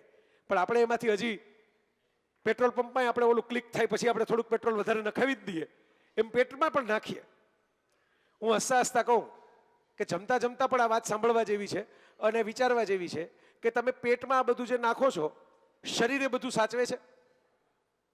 કંઈ પણ નાખો, તમે રોટલી નાખો, તમે દાળ નાખો, તમે શાક નાખો, તમે મીઠાઈ નાખો, તમે ફરસાણ નાખો, શરીરે કંઈ શું સાચવતું નથી. એનું ફાઈબર, એનો લોટ બધું જ પ્રોસેસ કરી નાખે છે. લિક્વિડ પીવો તો લિક્વિડ. કિડની અને લીવર 2 ઓર્ગન આપણે એવા છે કે જે કન્ટિન્યુઅસ ફિલ્ટર પ્રોસેસ કરે છે. શરીરનો બધો કચરો આંતરડામાં જમા કરે છે, બરાબર, અને એના બહાર કાઢવાના રસ્તા છે. એટલે જેને આપણે કહીએ છીએ, જો શબ્દ કેવો આપણે વાપરીએ છીએ, બહુ યુનિક છે, ફ્રેશ થઈ ગયા. ફ્રેશ થવા જવું છે, ફ્રેશ ફિલિંગ ફ્રેશ. વાય? કારણ કે ટોક્સિસિટી અંદરથી નીકળી ગઈ, કચરો નીકળી ગયો. તમને ફિલિંગ ફ્રેશનો જ અનુભવ થાય જ્યારે આ પ્રેશર આવે. આ ભાઈ પ્રેશર છે અને પ્રેશર તમે દૂર કરો ત્યારે તમે હંમેશા એમ જ કહો ફ્રેશ થઈ ગયા. મેં તો એક જયત્વ પુસ્તક લખ્યું, એના છેલ્લા પાને લખેલું હતું સુખની 2 ચાવી છે, ખડખડાટ અને ઘસઘસાટ. ખડખડાટ રસી શકે ને ઘસઘસાટ સૂઈ શકે એ માણસ સુખી. તો એક વડીલ મને મુંબઈમાં મળ્યા, એમણે એમ કીધું, મોટી ઉંમરના હતા, 80-82 વર્ષના, મને કે હજી એક 3જી ચાવી ઉમેરો, સવારે સડસડાટ. હવે આ જો જય વસાવડાનો મેસેજ નથી, આ તો ભગવાને બનાવેલો મેસેજ છે. હું તો ખાલી ટપાલી છું, મેસેન્જર છું. ભગવાને શું મેસેજ બનાવ્યો છે? તમે કાંઈ પણ ખાઓ, તમે જે સ્વાદ માટે ખાવ તોય ભલે, તમે સ્વાદને બદલે તપસ્યા માટે ખાવ તોય ભલે, તમે ફણગાવેલા મગ ખાવ તોય ભલે, અને તમે ગરમા ગરમ રતાળુની પૂરી ખાવ તોય ભલે, હેલ્ધી ફૂડ ખાવ કે અનહેલ્ધી ફૂડ ખાવ, એમાંથી કામની વસ્તુ હોય ને એ અંદર શરીર સ્ટોર કરી લે ગ્લુકોઝના સ્વરૂપે, અને જે બાકીની વસ્તુ હોય એ જ્યાં લગી બોડી પોતાનું ફંક્શન પ્રોપર કામ કરતું હોય ત્યાં સુધી નિકાલ કરી નાખે. અને નિકાલ કરે છે તો આપણે હેલ્ધી છીએ, નોર્મલ છીએ. ન થતો હોય તો ડાયાલિસિસના મશીન માટે જવું પડે, ન થતો હોય તો એનિમા લેવા માટે જવું પડે. તરત જ ડોક્ટર તમને પ્રિસ્ક્રાઇબ કરે. 50 પ્રકારના પ્રયોગો શરીર ઉપર કરવા પડે. મોઢું જોઈને ખબર પડી જાય તમને. તો મિત્રો, મન સાથે આપણે આ કામ કેમ નથી કરતા? મારો આટલો જ સવાલ છે. શરીર જે કામ કરે છે કે કામની વસ્તુ રાખો, પોષણ આપે એવી વસ્તુ રાખો, બીજી વાર ઉપયોગમાં આવે એવી વસ્તુ રાખો, ગ્લુકોઝ જે થાય એનર્જી આપે એવી વસ્તુ રાખો, અને બાકીનું તમામ ફેંકી દો, ફ્લશ આઉટ. તો મારે તમને એટલું જ કહેવાનું છે કે કોઈ આપણું ઇન્સલ્ટ કરે, કોઈ ગળવા શબ્દો બોલે, ક્યારેક આપણે ફેલ થઈ ગયા, ક્યારેક આપણે હારી ગયા, ક્યારેક આપણું ડિસિઝન ખોટું પડ્યું, ક્યારેક આપણાથી ભૂલ થઈ ગઈ, ક્યારેક આપણે પૈસા ગુમાવ્યા, ક્યારેક આપણો જોખમમાં તો એ નિયમ છે ને, કોઈ ક્રિકેટર કાયમ સેન્ચુરી ન મારી શકે, કોઈ સંગીતકાર કાયમ એક સરખી ધૂન ન બનાવી શકે, શક્ય જ નથી. It's not humanly possible. તો આ બધી મેમરીને, આ નેગેટિવિટીને આપણે અહીં સ્ટોર કરીને શું કામ વાળ ઓછા કરીએ છીએ? વાળ ઉંમરને કારણે ઓછા થાય કાંઈ વાંધો નહીં, પણ વાળ ટેન્શનને કારણે, સ્ટ્રેસને કારણે ઓછા ન થવા જોઈએ. આ સિમ્પલ લોજિકની વાત છે ને, ધોળાઈ ન થવા જોઈએ. આટલી સાદી સીધી વાત છે. શરીરની જેમ જ 48 કલાકમાં નેગેટિવિટીનો કચરો મગજમાંથી સાફ કરતા શીખો ને, automatically you will feel fresh from within. Automatically સુખનું સર્જન તમારી આસપાસ થોડુંક થશે, કારણ કે તમારા મગજમાં નેગેટિવ થોટ નહીં હોય. જે એરામાં આપણે જીવીએ છીએ ને, 2025માં તાજા એન્ટર થયા છીએ, it's a era of toxic productivity. જો રમત એટલા માટે લોકોને ગમતી હતી કે રમવામાં મજા આવતી હતી. પછી એક આખો વર્ગ દુનિયામાં ઊભો થયો 19મી 20મી સદીમાં, રમત જોવામાં જેને મજા આવે. અને હવે 21મી સદીમાં એક ત્રીજો વર્ગ છે જેને રમત રમવામાં રસ નથી, રમત જોવામાં રસ નથી, એને રમત ઉપર જુગાર રમવામાં રસ છે. મારે ક્રિકેટ આરે કંઈ લાગે વળગે નહીં, ક્રિકેટ જોવા આરે લાગે વળગે નહીં. હું કોઈ દી ગ્રાઉન્ડમાં જઈને રમ્યો નથી. પૂરી ખેલાડી નામ પણ હું ડ્રીમ 11 બનાવીને એમાંથી કેટલા મળે એ ચેક કરી લઉં છું. સમજો આ વાત. ટોક્સિક પ્રોડક્ટિવિટી આ છે. એક તબક્કો એવો હતો કે માણસ પરફોર્મ કરતો ના રાજી થતો, કે મેં ગરબા લીધા, મેં ડાન્સ કર્યો, મેં ગીત ગાયું. પછી તબક્કો એવો આવ્યો કે એમાંથી માણસે ફિલ્મો બનાવી, નાટકો બનાવ્યા, બરાબર, જાત જાતની કળા આવી, ક્રિએટિવિટી આવી, અને માણસ રાજી થતો ગયો. MTV બનાવ્યું, ગીતોના વિડીયો બનાવ્યા. હવે તમારી પાસે 3 કલાકની ફિલ્મ જોવાનો પણ ટાઈમ નથી. તમારે 1.5 મિનિટની રીલમાં જ બધું જોઈ લેવું છે. અને એમાંય જો લોડ ન થઈને આમ ગોળ ચક્કરનું ફળે તો બીજી રીલ, કા રોડ નથી થતી. આ ટોક્સિક પ્રોડક્ટિવિટી છે. આપણે પહોંચવાની કંઈક એવી ઉતાવળમાં છીએ કે પેલું અંગ્રેજીનું જે કોટ છે ને, કે in rat race even if you are a champion you will be the rat. ઉંદરડાઓની દોડમાં તમે ચેમ્પિયન થશો તો છેલ્લે તમે ઉંદર જ રહેશો. ઉંદરમાંથી કે હાથી નહીં થઈ જાવ. આ રેટ રેસમાંથી કેમ છટકી જવું ને બહાર? પૈસા એટલા માટે કમાવો મિત્રો, બહુ સારા કમાવો, ખૂબ વેલ્થ ક્રિએશન કરો, બ્રાન્ડ બિલ્ડિંગ કરો, એટલા માટે નહીં કે તમે એની ભૂખમાં ને ભૂખમાં દોડ્યા જ કરો અને પૈસાનો ઉપયોગ ક્યાં કરવાનો છે એ વસ્તુ ભૂલી જાઓ. પૈસા ક્યાં વાપરવાના છે એ ભૂલાઈ જાય. પેલા દાસવીદાનિયા નામનું એક મૂવી હતું વિનય પાઠકનું, એમાં એને કેન્સર થાય છે અને એક બકેટ લિસ્ટ બનાવે છે કે ભાઈ કે એમ એને ડોક્ટર કહે છે કે આ તો સારો રોગ છે, તને જગ્યા મળી, બાકી સેકન્ડોમાં માણસ જતો રહે છે અને ખબર જ નથી પડતી કે હું આવજો કહું કોઈને. છેલ્લી વાત કહી દઉં, એકાઉન્ટના નંબર આપી દઉં લખીને મારી વાઈફને, તારી પાસે જગ્યા છે આ બધું કરવાની, મેનેજ કરવાની લાઈફને, હજી 1-2 વર્ષની વાર છે તારે, મૃત્યુ નિશ્ચિત છે પણ એ તો મારું નિશ્ચિત છે ડોક્ટર કે, હું કઈ અમરત્વ લખાવીને નથી આવ્યો, તારી પાસે ટાઈમ છે, utilise it. A bucket list બનાવે છે, બધું પૂરું કરે છે, નો રિગ્રેટ્સ વાળી પોઝિશનમાં આવી જાય છે. મોરારી બાપુ એમની કથામાં કહેતા હોય છે કે તમારા શ્વાસ બાકી હોય ને ઈચ્છાઓ પૂર્ણ થઈ જાય એનું નામ મોક્ષ, અને શ્વાસ પૂર્ણ થઈ જાય ને ઈચ્છાઓ અધૂરી રહી જાય એનું નામ મૃત્યુ. ત્યારે એના ફ્રેન્ડને એ પોતાની જ શ્રદ્ધાંજલિ ડ્રાફ્ટ કરેલી આપે છે અને પછી એમ કહે છે, ફ્રેન્ડ કેમ કહે છે કે માણસ પોતાની અંજલિ લખીને આપે, આનાથી વધારે તો સુખ શું હોય? અલ્ટિમેટ હેપીનેસ તું તો પ્રાપ્ત થઈ ગયો, મહાત્માઓને ન હોય એવી. તો એ કે એક રિગ્રેટ છે, કે શું?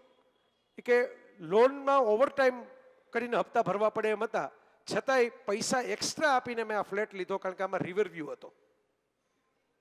2 ટાઈમ નોકરી કરવી પડી, 1 ટાઈમને બદલે. પૈસા કમાવામાં દોડવું પડ્યું, એક્સ્ટ્રા લોન લીધી, એક્સ્ટ્રા નોકરી કરી. જે રિવર વ્યૂ માટે આ ફ્લેટ લીધો ને ત્યાં ખુરશી નાખીને 5 કલાક કોઈ દી બેઠો જ નહીં વ્યૂ જોવા માટે. દોડ્યો ખરો એના માટે, પૈસા બહુ પડ્યા. હવે મરવાનો વારો આવ્યો ત્યારે મને યાદ આવે છે કે હું કાયમ અહીં ટુવાલ સૂકવવા આવતો. આ બાલ્કનીમાં હું ટુવાલ સૂકવેલો છે. મારા મિત્રો, આ બહુ મોટો મેસેજ છે, આ બહુ ઇમ્પોર્ટન્ટ મેસેજ છે. પૈસા ખૂબ સારા કમાઓ, પણ કમાતી વખતે એ પણ ધ્યાન રાખો કે આપણે વાપરવાના છે. પૈસા આપણે ઉપયોગમાં લેવાનો છે. મેં હોન્ડા ચેસ બ્લુ કલરની લીધી, હાર્દિકભાઈ જોયેલી છે, પૂછો. ત્યારે મને રોશનીએ જોયેલી છે, ઘણા બધા લોકો એવા બેઠા હશે જે મને અગાઉ ઓળખતા હશે, મળ્યા હશે અને જોયેલી હોય. તો જ્યારે મેં જેઝ લીધી બ્લુ કલરની, ત્યારે મને એના સેલ્સમેને કીધું કે સર વ્હાઇટ કલરની સિટી આના કરતાં 50,000 ઓછામાં મળશે. જેઝ તો ઇમ્પોર્ટન્ટ મોડલ છે અને જાપાનથી સીધું આવે છે એટલે એમાં ટેક્સ વધારે છે. તમે બ્લુ કલરની લ્યો ને એની રિસેલ વેલ્યુ નહીં આવે. મેં તો એના પછી લાલ કલરની વોલ્વો લીધી અને અત્યારે બ્લેક કલરની ગાડી છે, બરોબર. એટલા માટે કંપનીએ કલર નથી આપ્યો અને મારે ફરવાનું રાતવાર હતો એટલે મેં વોલ્વો પ્રિફર કરું કે ભાઈ ચાલો, જો આ બ્રાન્ડ બિલ્ડિંગ છે. બ્રાન્ડ બિલ્ડિંગ શું છે કે તમે સ્ટાઇલિશ ગાડીમાં ફરો કે ન ફરો, પણ તમે સેફ ગાડીમાં ફરો, કારણ કે જીવતા રહેવું સ્ટાઇલ મારવા કરતાં વધારે મહત્વનું છે.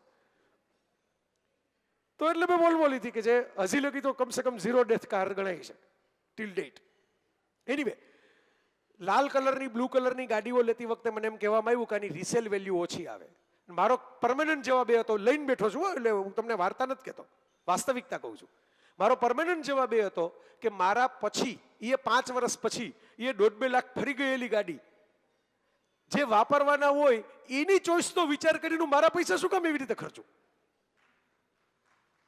મારા હાર્ડ એન્ડ મની, મારી પરસેવાની કમાણી તો એવી રીતે ખર્ચું ને કે જે મારી ચોઈસને કવર કરે, મને અંદરથી પ્લેઝર આપે, મને એમ થાય કે આ ગાડી જોવી મને ગમે છે. આ વસ્તુ આપણે મિસ કરીએ છીએ ને એટલે સંપત્તિનું સર્જન થાય છે, સુખનું સર્જન નથી થતું. આ ઇમ્પોર્ટન્ટ પોઈન્ટ છે. છેલ્લી જે 3 મિનિટની વાત છે એ મારે આના સંદર્ભે જ કરવી છે. કળિયુગ નામનું એક પિક્ચર આવેલું મહેશ ભટ્ટનું, એમાં એક ડાયલોગ હતો, ये कलयुग है यहाँ एक की तकलीफ दूसरे का तमाशा है. બરાબર, એક મુસીબતમાં આવે ને એટલે મિત્રો હેધારણ પણ આપે કે ના ના થઈ જશે, બધું સરખું થઈ જશે, અને એનું કોલ રેકોર્ડિંગ પાછા 2 જણાને સંભળાવે ખરા, જો પડી ગયો. આપણે કહેતા હતા કે આ શહેરમાં ન રોકાય, પણ રોયકા આટલા બધા, હવે જો હવે મન ફોન કરે છે. આપણી વ્યથા અવરને મન રસની કથા. આપણી જેટલાય ટેન્શન ને સ્ટ્રેસ ને મુશ્કેલીઓ તમે બીજાને શેર કરવા જાઓ, લોકો જે પોતાના ઘરમાં નથી કહી શકતા ને એ બધું હવે ફેસબુકમાં વોટ્સઅપમાં સ્ટેટસ મૂકીને કહેતા હોય છે. બીજા મજા આવે, મફતનું મનોરંજન મળે. માણસનો આ સ્વભાવ છે. માણસ બીજાની સાથે કંઈક ખરાબ થઈને એમ કે કાળા બજારીઓ હતો, પાપી હતો, આડેધડ પૈસા કમાતો હતો, ઈશ્વરે એને બરાબર સજા કરી છે. પોતાની અરે કંઈક ખરાબ થઈને એમ કે ભગવાન મારી કસોટી કરી રહ્યો છે. બરાબર, આ હ્યુમન નેચર છે. એમાંથી વહેલી તકે આપણે બહાર નીકળવું પડે આ નેચરમાંથી. જો આપણે આ ટોક્સિક પ્રોડક્ટિવિટીના જંગલમાંથી બહાર નીકળવું હોય તો એટલું વિચારવું પડે કે જ્યાં હોઈએ ને એ મોમેન્ટને એન્જોય કરતા શીખીએ. ઇવેન્ચ્યુઅલી પૈસા એટલા માટે છે કે તમને એક સરસ મજાનો કિલ્લો બનાવી દે, જે કિલ્લામાં તમે તમારો ગમતો બગીચો ખીલવી શકો, જે તમે એન્જોય કરી શકો. એટલે મેં શરૂઆતમાં કીધું કે money is what money does. Happiness when it is shared will get doubled. સિદ્ધાર્થભાઈ તમને કહેશે, હેમંતભાઈ તમને કહેશે કે ઇન્વેસ્ટમેન્ટમાં ચક્રવૃદ્ધિ વ્યાજ કેવી રીતે મળે. એમણે કહ્યું ને કે 10 કરોડ તમારી પાસે હોય તો પછી કમ્પાઉન્ડ ઇન્ટરેસ્ટથી તમે આરામથી જીવી શકો. Fine, nice thought. મુદ્દો એ છે કે તમારે એટલું જ વિચારવાનું છે કે તમારી હેપીનેસને કમ્પાઉન્ડ કેવી રીતે કરશો, સુખનો ગુણાકાર કેવી રીતે થાય. તમને એક ફોન આવે ને તમને ફોનમાં એમ કહેવામાં આવે કે તમને ઓસ્કાર એવોર્ડ મળ્યો, તમને નોબેલ પ્રાઇઝ મળ્યું, તમે સુખી થયા સાંભળીને. હવે એનો ગુણાકાર કેમ કરશો? તમે સુખી થઈ ગયા, મોમેન્ટ પૂરી થઈ ગઈ, ચાલો હવે ફોન આવી ગયો, ફોન તમે નીચે મૂકી દીધો, બહુ તમે ઠેકડો મારી લીધો ફોન હાથમાં લઈને, જીતી ગયા. પછી 10 સેકન્ડ, ચાલો 1 સેકન્ડને બદલે 10 સેકન્ડથી હવે how to multiply it. Investment multiply તો મેં કીધું એમ તમારી પાસેથી હું શીખીશ. હેપીનેસ મલ્ટીપ્લિકેશન કેમ કરવું? Absolutely perfectly right. કોઈ પણ હેપીનેસ જેટલી તમે શેર કરશો એટલી મલ્ટીપ્લાય થશે. બરાબર, તમારી પાસે એક સરસ મજાની ચોકલેટ આવી અને તમારી કાર કોઈ સિગ્નલ ઉપર છે અને કોઈ બાળક છે, એ પેલું નહીં જે એટેક કરવા માટે આવે છે એવા લોકોની વાત નથી કરતો, એ તો પ્રોગ્રામડ હોય છે. પણ એક જેન્યુઇન બાળક ફુગ્ગા વેચતું બેઠું છે, ધાણી વેચતું બેઠું છે, મહેનત કરીને પૈસા કમાવાની કોશિશ કરે છે, ભીખ નથી માગતું, અને એને જોઈને તમે તમારી ચોકલેટનું હાફ પીસ, ભલે આખો નહીં આપી દો, અડધી તમે ખાઓ, અડધી એને આપો, અને એ તમારી સામે જે નજરથી જોશે ને એમાં તમારી હેપીનેસ મલ્ટીપ્લાય થશે. એટલે ભારતીય સંસ્કૃતિએ લક્ષ્મીનો વારસો આપ્યો છે ને એની સાથે આ વારસો આપ્યો છે. રિદ્ધિ સિદ્ધિના વારસા સાથે આ વારસો આપ્યો છે. અથર્વવેદના 15મા સૂક્તની 3જા નંબરની રૂચા છે ને, એ એવું કહે છે કે જેવી રીતે અનેક પ્રકારના હિમશિખરો ભેગા થાય ત્યારે એક વિરાટ નદી બને જે ઉનાળામાં સુકાતી નથી. જો જેવી તેવી નદી નહીં, ગંગા જેવી નદી ઉનાળામાં સુકાય નહીં, નાઇલ જેવી નદી, એમેઝોન જેવી નદી, વિવિધ હિમશિખરોથી બને નદી, એમને તો બનતી નથી. એટલે વિવિધ હિમશિખરો મીન્સ અલગ અલગ સોર્સિસ જ્યાંથી પાણી આવે. રૂચા આગળ એમ કે છે એવી રીતે પંચમહાભૂત, પૃથ્વી, જળ, અગ્નિ, આકાશ, પંચમહાભૂત, એમાંથી તમે 1000 હાથે ધન કમાઓ, 1000 હાથે ધન કમાઓ. Create your wealth. જો આપણી સંસ્કૃતિના વેદનો ઋષિ આ કહે છે, જંગલમાં બેસીને, આરણ્યમાં બેસીને એમ કહે છે કે તમે 1000 હાથે ધન કમાઓ. અને પછી શું કહે છે? લાખ હાથે એ ધનને વાપરો. ધનનો સંગ્રહ ન કરો. સંગ્રહ કરેલું પાણી એ પીવા લાયક રહેતું નથી, ધન પણ વાપરવા લાયક નહીં રહે. એ બાબતમાં થોડા અપરિગ્રહી થાવ, એને વહેતું રાખો, એને સર્ક્યુલર મોશનમાં રાખો. જેની પાસે નથી એની પાસે પહોંચવા દો.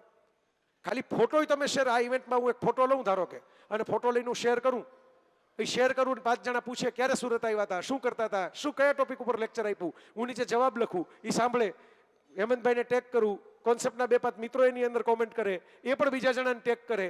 જો હેપીનેસ મલ્ટીપ્લાય થવા લાગી. એક ફોટો પણ મલ્ટીપ્લાય થઈ શકે છે. 24 કલાક ચાલે છે, જે ઘટના પૂરી થઈ ગઈ એને તમે એક્સટેન્ડ કરી 2 દિવસ માટે, 3 દિવસ માટે. So happiness when it is shared will be extended. આજની છેલ્લી વાત એ છે કે આપણે બધા જ હવે ઇન્ડિવિજ્યુઅલ ટાઈમમાં જીવતા થઈ ગયા છીએ. એક સમય એ હતો કે આપણે કલેક્ટિવ ટાઈમમાં જીવતા હતા. દિવાળી એટલે બધાની દિવાળી એકારે આવે. હવે કેટલાક દિવાળી ઉપર મનાલીમાં હોય એટલે એની દિવાળી ત્યારે ન આવે, બરાબર, કેટલાક કંઈક બીજી જગ્યાએ હોય એની દિવાળી ત્યારે ન આવે.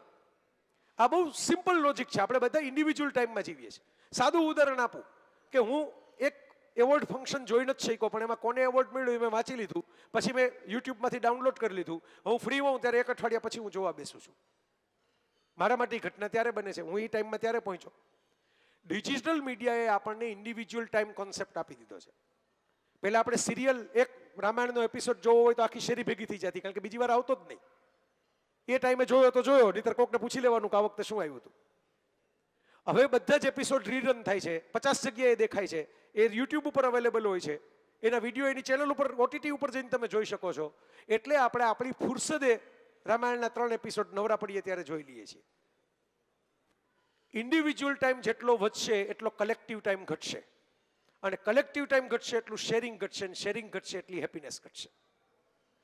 આ સાદી સાયકલ છે મારા મિત્રો. આ આપણે સમજવાની જરૂર છે કે આપણું શેરિંગ વધારવાનું છે, આપણે વધારે હેપી થવાનું કંઈ પણ. તમને એમ થાય કે ભાઈ મને મીઠાઈનો ટુકડો ખાઈને હેપીનેસ મળે, પણ ડૉક્ટરે ડાયાબિટીસને કારણે ના પાડી છે. ડૉક્ટરે ડાયાબિટીસને કારણે ના પાડી છે રોજ ખાવાની. એક દિવસ ખાવાની કોઈ ડૉક્ટર ના પાડે, પોતે ખાઈ લેતા હોય, બરાબર. એક દિવસ માટે ચાન્સ લઈ લો, ત્યારે ખાવ ને મીઠાઈ એવી રીતે ખાવ કે વાહ, તમે એવરેસ્ટના શિખર ઉપર બેઠા છો અને પૃથ્વી ઉપર છેલ્લો મીઠાઈનો પીસ છે, અને એ તમારા મોઢાની અંદર સ્વર્ગમાંથી કોઈ ઉર્વશી કે મેનકા કે એવી કોઈ અપ્સરા, અને તમે સ્ત્રીઓ તો આપણે કોઈ દેવતા, આપણે શું કામ જેન્ડર બાયસ રાખો. એ નાચીને તમારા મોઢાની અંદર મીઠાઈ મૂકે છે. ને મીઠાઈ ચાવતા ચાવતા જેટલી મીઠાઈ તમે ચાવશો, જેટલી એમાં રસ ઝરશે મોઢામાં, એ બધા રસના હીરા થઈ જવાના છે ને હાથમાં પડવાના છે. આ એંગલ વિઝ્યુલાઇઝ આવી રીતે કરીને તમે માણસો ને તો ટુકડા 2 જ હશે, પણ પ્લેઝર છે ને એ આખી થાળી ખાતા જેટલો મળશે.